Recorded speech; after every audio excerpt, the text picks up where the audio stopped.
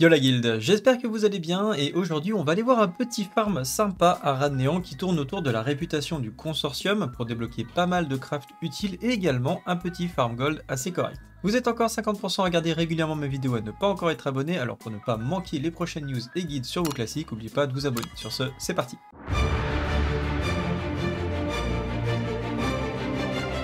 Alors, la réputation du consortium, hein, c'est un petit peu à l'image de ces mobs de type éthéré, on va dire, que vous pouvez trouver un petit peu de partout dans l'outre-terre, et elle va vous permettre en fait de débloquer donc pas mal de petites choses, hein, comme la plupart des réputations, vous avez des crafts, des trucs de métier, des objets, en fonction de votre niveau de réputation. On pourra retrouver par exemple l'enchantement de cap pénétration des sorts qui est un bis PVP, les charges d'hydroglycérine pour faire sortir les portes et les coffres verrouillés. On retrouvera aussi l'enchantement d'anneau pour les enchanteurs, mais ça, alors je crois que celui-là sera disponible plus tard dans une phase, je ne sais pas à quelle phase exactement, peut-être P4, P5, je ne sais pas, pour l'instant ce n'est pas encore dispo. Vous avez un carquois 18 emplacements pour chasseur qui augmente la vitesse d'attaque de 15%, hein, comme la plupart des carquois, donc un bon carquois ici. Une dague épique ainsi qu'un coup épique force agilité.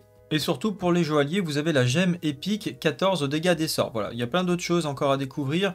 Je vous laisserai le lien en description de la réputation consortium si jamais vous voulez en savoir plus. Ce qui va nous intéresser également sur cette répute, c'est la clé de la prison en Ethereum. Alors c'est un objet en fait que vous pouvez vendre, c'est un petit peu l'équivalent des armes de Gliscro hein, si vous voulez. Ça se loot sur certains PNJ aura de néant, c'est à peu près entre 5 et 6% de drop rate, et c'est quelque chose qui n'est pas lié.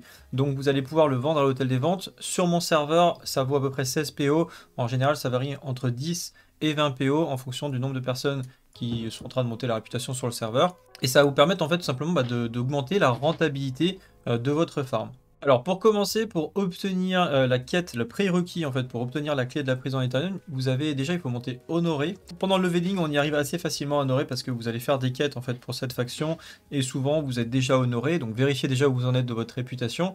Si c'est pas le cas, vous allez pouvoir farmer les mobs du farm que je vais vous montrer ou faire des quêtes pour des personnes de cette faction. Je vous conseille d'ailleurs l'add-on réputable pour si vous voulez focus une faction en particulier, ça vous permet de voir toutes les quêtes qui sont disponibles pour avancer sur cette réputation.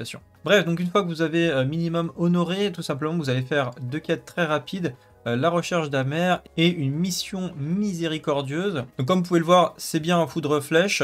Moi j'avais la réputation donc c'était bon. Vous prenez la quête ici sur ce PNJ. Ensuite comme vous pouvez le voir ici sur Questy, c'est ici juste à côté de la Manaforge Ultris. Donc en monture volante si vous l'avez ça va extrêmement vite. Voilà, on fait un tout droit. C'est celui-là le PNJ, le commandant Hammer. Vous validez la quête. Hop, il vous donne la suite, une mission miséricordieuse. Et ensuite, vous allez juste à côté, il y a plein de mobs que vous pouvez choper. C'est les troupiers de choc, donc on va tous les récupérer. Voilà, et les chercheurs. On aurait pu le prendre le chercheur, je ne l'avais pas testé. Il faut savoir que ça, je vais revenir sur ce spot un peu plus loin, on va en reparler. Mais voilà, ça c'est un très bon spot aussi pour farmer les prisons, ils sont assez paquets les mobs. Donc on les tue rapidos, on loot l'item de quête, hein, on l'a eu du premier pool, donc ça drop assez bien. Et on valide la quête. Donc une fois qu'en fait vous avez fait ça, ça vous le précise pas forcément pendant la quête. Je sais, j'ai pas tout lu, hein, peut-être qu'il vous le dit. Mais en tout cas, à partir de là, vous pouvez looter randomly les fameuses clés que vous allez pouvoir vendre à l'HV. Si vous n'avez pas fait ça, vous n'avez pas ce prérequis là, vous ne pourrez pas looter. Donc ne le faites pas avant parce que sinon vous allez farmer en vous disant j'ai farmé une heure, j'en ai pas eu une seule. Bah oui, c'est normal. Alors au niveau de premier spot, hein, c'est probablement le spot le plus connu hein, qui se trouve en dessous de la zone 52. Vous allez voir, il y a des écumeurs et d'autres types de mobs. Donc comme vous pouvez le voir, les écumeurs, enfin ceux qu'on est en train de faire, ils lootent à 2% sur ce spot. Pareil pour les trackers, il y a des trackers dans cette zone là, c'est pareil, c'est 2%. C'est pas la zone où il y a le meilleur drop rate. Par contre, c'est là où il y a la meilleure densité en fait, donc il y a vraiment beaucoup de mobs. Si le spot est disponible, c'est un très bon spot de farm parce que vous allez looter beaucoup d'items verts en fait, et accessoirement vous allez looter aussi des clés sur ces mobs là. Donc c'est pour moi un très très bon spot pour les paladins et les mages, évidemment quand le spot est dispo. Donc comme vous pouvez le voir, j'ai pas réussi à looter de clés sur le premier pool. Par contre j'ai eu un item vert et j'ai eu aussi des insignes Axis. Alors les insignes Axis c'est aussi pour monter votre réputation. Donc du coup, voilà, vous lootez des clés et des insignes Axis pour aller encore plus vite pour monter votre répute. Et donc là, j'ai fait un deuxième pool, donc ça fait à peu près quoi, ça fait 5 minutes que je run à peu près. Et voilà, on a récupéré une clé de la prison. Alors à noter, voilà, que la clé de la prison, vous pouvez le voir, elle est en bas dans mon trousseau de clés. Donc c'est plutôt pas mal, ça prend pas de place dans votre inventaire. Du coup, ça se met dans le trousseau de clés, donc c'est assez pratique. Et j'avais vérifié le prix, là chez moi, elle était à 16,99 sur mon serveur ce jour-là. J'avais scanné le jour précédent, donc ça doit être assez accurate, mais encore une fois, ça va dépendre de votre serveur. Les deux mobs suivants qui vont être intéressants, ça va être tout simplement les annulateurs et les vengeurs. Donc ce spot, les mobs sont un peu plus... Alors, vous allez voir, il y en a beaucoup, ils sont vraiment très très éparpillés. Il y a des endroits où ils sont assez denses.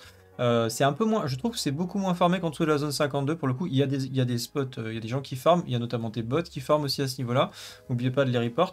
Il y a pas mal de démonistes et de féros, hein, comme d'habitude. Mais en tout cas, il y a une bonne densité aussi à cet endroit-là. Et je pense que c'est plus intéressant pour les classes qui vont faire du monosim notamment. Mais on peut toujours aussi AOE, hein, moi je l'ai fait. Voilà, ça donne des packs comme ça, je me balade, j'en prends un maximum. Alors ils mettent des petits stuns, hein, mais bon, c'est pas rien de dramatique.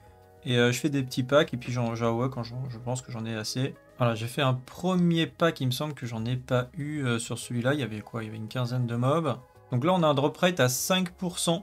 Donc du coup, on a quand même 2 fois plus, même un peu plus de 2 fois plus de chances de dropper que sur l'autre spot. Voilà, et là c'est mon deuxième pool, j'en ai pris un tout petit peu plus, à peu près une vingtaine de mobs. Et j'ai encore looté une clé de la prison.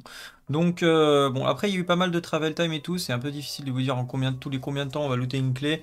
Je pense vous pouvez en avoir, allez, entre 5 et 6 par heure. En moyenne, ça me paraît plutôt pas trop dégueu. Qu'est-ce qu'on peut attendre au niveau de la rentabilité de ce farm? Je pense pas que ce soit stratosphérique, c'est probablement la meilleure méthode pour monter cette réputation. Hein. Si c'est cette réputation qui vous intéresse en particulier, je pense qu'il n'y a pas mieux. Mais après, ça peut être un bon spot de farm si vous ne savez pas quoi farmer. Eh bien, voilà, vous pouvez faire ça, c'est assez facile, c'est vraiment à la portée de tout le monde. Il n'y a pas besoin de trop réfléchir, il n'y a rien de technique. Et on peut sortir, je pense, 200 gold de l'air sur ce farm là, c'est tout à fait possible, sans compter sur un métier ou quoi que ce soit. Après, évidemment, il y a des ressources aux alentours, donc ça va vous permettre, pendant que vous êtes en train de faire vos runs, pourquoi pas récolter des nuages, pourquoi pas récolter des minerais, pourquoi pas récolter des plantes pour augmenter votre gold par heure. Mais voilà, c'est toujours comme ça qu'on rentabilise, évidemment, notre farming. Voilà, en tout cas, c'est tout pour aujourd'hui. Voilà une petite vidéo farming. J'espère que ça vous aura plu. On se retrouve cet après-midi à partir de 14 h sur Twitch pour la radio classique, évidemment. Sur ce, salut à tous, salut à Guild et à bientôt. Ciao.